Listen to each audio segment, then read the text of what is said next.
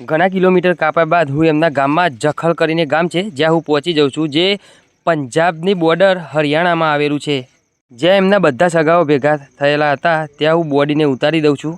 ત્યાંથી પછી આપણે ગાંધીનગર તરફ સેલ મારીને રવાના થઈ જઈએ છીએ મિત્રો. એમના સગાઓએ કહ્યું હતું કે ગાડી હું ચલાવી લઈશ, પણ એમના ડ્રાઈવરો રફ હતા, જેના કારણે મેં એમને ગાડી આપી નહોતી. આગળ આપણે જોઈએ છીએ મિત્રો, એક અલ્ટોનું એક્સિડન્ટ થયેલું જોવા મળે છે, જેમાં અલ્ટો ટોટલ લોસ હતી અને તેના ડ્રાઈવરનું પણ મૃત્યુ થઈ ગયું હોય છે. ત્યાંથી આગળ વધતા મિત્રો આપણને એક ટ્રક જોવા મળે છે, જે પલટી ખાઈ જાય એવું લાગી રહ્યું હતું, જેથી હું એનો વિડીયો બનાવી લઉં છું. ઘણા કિલોમીટર કાપ્યા બાદ રસ્તામાં એક ઓમ બંદાનું બીજું મંદિર આવે છે, જ્યાં હું દર્શન કરવા માટે રોકાઈ જાઉં છું અને થોડીવાર ત્યાં હોલ્ડ કરી દઉં છું. જે ગામનું નામ હતું નોહર રોડ ફેફાના. ત્યાં નજીક ચા નાસ્તો કરીને પછી ફરીથી હું ગાડીમાં બેસીને સેલ મારીને ગાંધીનગર તરફ રવાના થઈ જાઉં છું. જ્યાં લોકેશન આપણને સારું જોવા મળે છે ત્યાં હું વિડીયો ઉતારી લઉં છું. જખલથી 250 કિલોમીટર કાપ્યા બાદ ફરીથી હું પાછો ભારતમાલા હાઈવે ઉપર આવી જાઉં છું.